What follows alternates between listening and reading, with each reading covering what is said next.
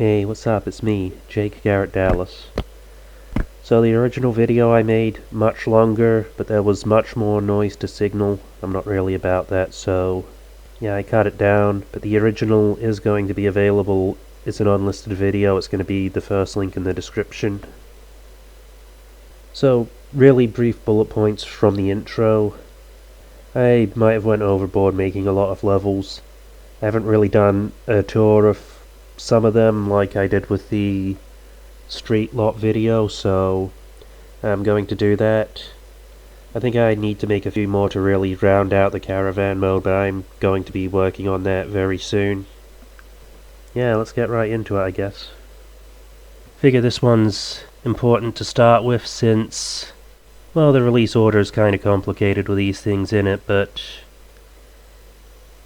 first, mostly completed game, set in Lunaria, starts in a jungle, so yeah, it's appropriate. Yeah, so the thing with Titan, right, is that a lot of your knowledge of like Earth geography and architecture and technology you can actually just project onto it. It is effectively contemporary Earth, just with a fictional, with fictional countries. This game is actually a little bit in the future, probably. I'd say it's around... No, thinking about it, would actually be in the past. Because it's, say, about 15 years after the Lunarian War that takes place around 2010s. Because, the characters Connor and Violet, they're millennials, and they participated in it when they were 20, so... But yeah, so... tropical rainforest. Because Lunaria is somewhere in the global south, it's like probably closer to Southeast Asia than Latin America. With the steam capsule art that'll be seen someday, the skyline of Lunaria City is actually visible in it. I did ask the artist there to base it a little bit on like Manila,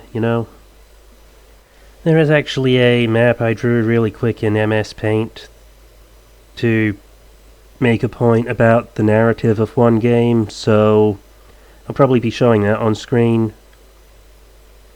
This jungle here is actually probably the one to the,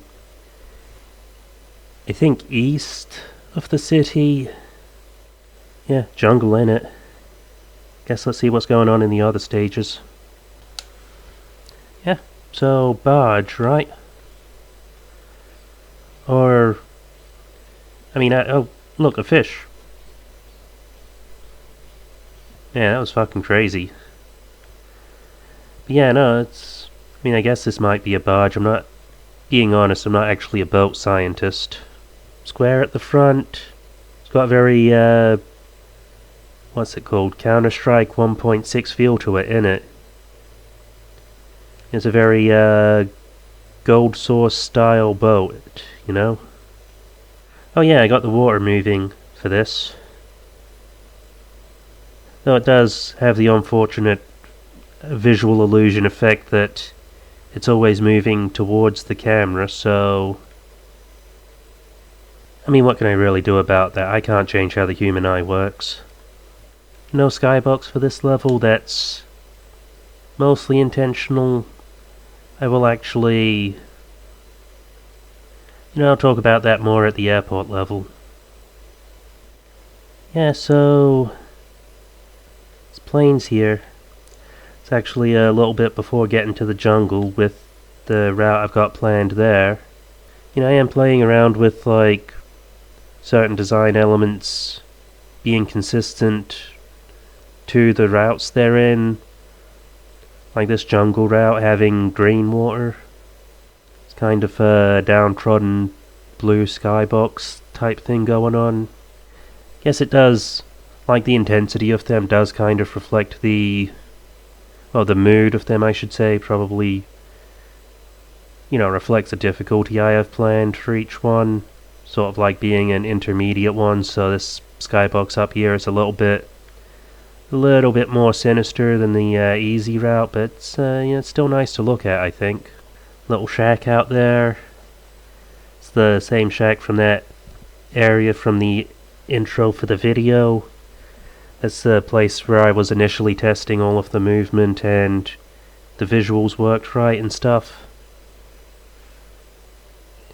Will probably end up in the final game. I know it's going to be used for when you start caravan mode, before you go into the first combat zone. Yeah, trees. You're going into like the jungle from this place. Or maybe I'll use it for something else. So this level, right, I'm actually pretty proud of it. There's a little room in there, like... Yeah, I don't know, I just like video game spaces that are like this. Have any of you guys played Time Splitters 2? Because the Neo Tokyo level had a lot of stuff like this. Absolutely loved it. It was also originally going to have, like, crashed cars and debris as the barrier that's a little bit further out because I don't really want it fucking with the camera. It's waist high now, so it's probably fine, but at the time it was actually higher than the camera, so it occurs to me I did actually show off this level before when I was doing that either first or second lore video, I forget. It's the one where I showed off the shotgun. Say anyway, this one was inspired by another work of mine. It's on my Patreon, it's Subra 5. It is actually like abandoned because I'm just going to redo the whole thing eventually. Yeah, this background here is very much like what's happening outside in that one.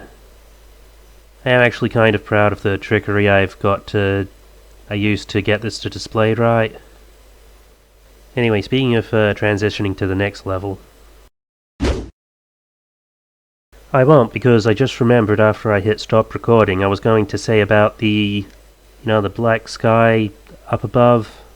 Because in some levels I actually do have like roofs on them, some I just let them go straight to black. It just depends on the vibe of the level, I think.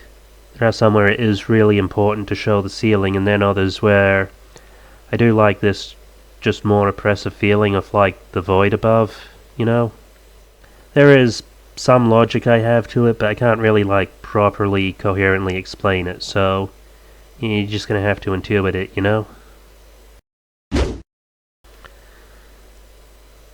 Yeah? Check this one out. This is like you've got a floor above. I think there is actually a lot of levels I'm making that have some sort of water feature in them. It's kind of a design philosophy I have when it comes to sort of like stage aesthetics and stuff. You want to make a place more interesting, just add water. And if there's like trees or structures in the water, that's even better, I don't know, the architecture has got an almost... I guess just me projecting my own experience onto this, it's got a... Yeah, that's kind of how I design it, right? Because I can't really just take the place and times from the past out of my mind and put it in front of everyone. Don't really think anyone can, because even if they recreate it perfectly visually,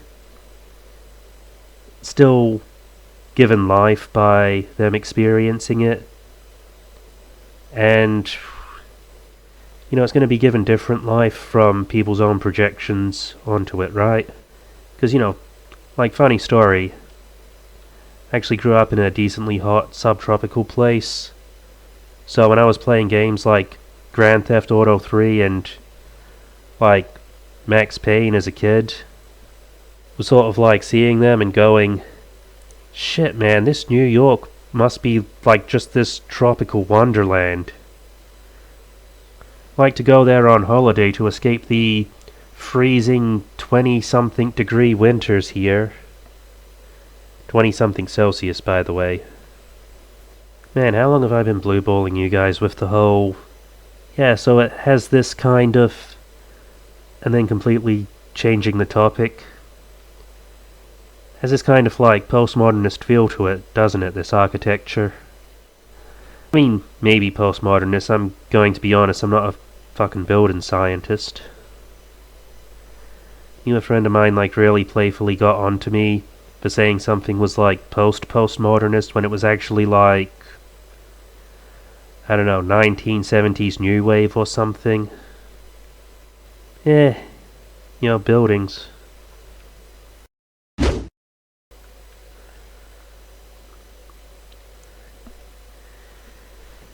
Hey, who's the guy got a fucking god hand kick to get a drink around here, huh? Oh wait, there's no one manning the counter.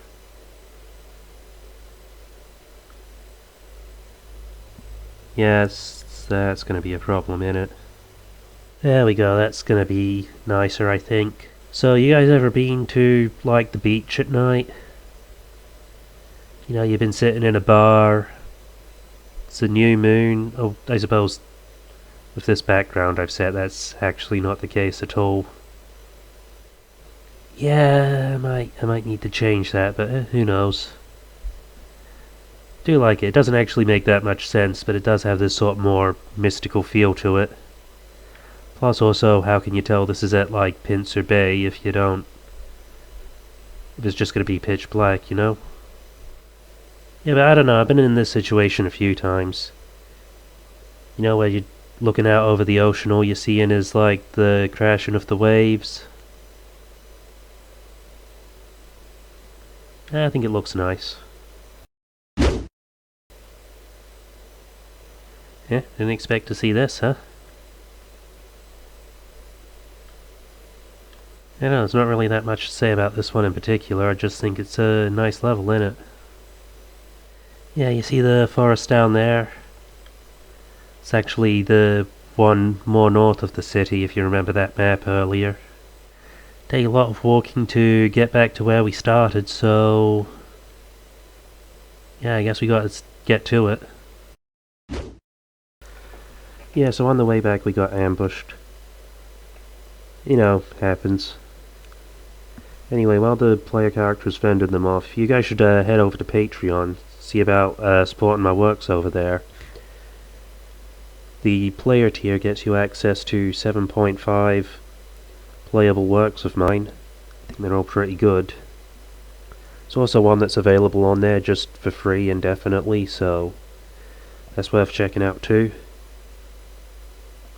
Clicking on the video being displayed also really helps out the channel. Obviously subscribing, that'll help out. Yeah,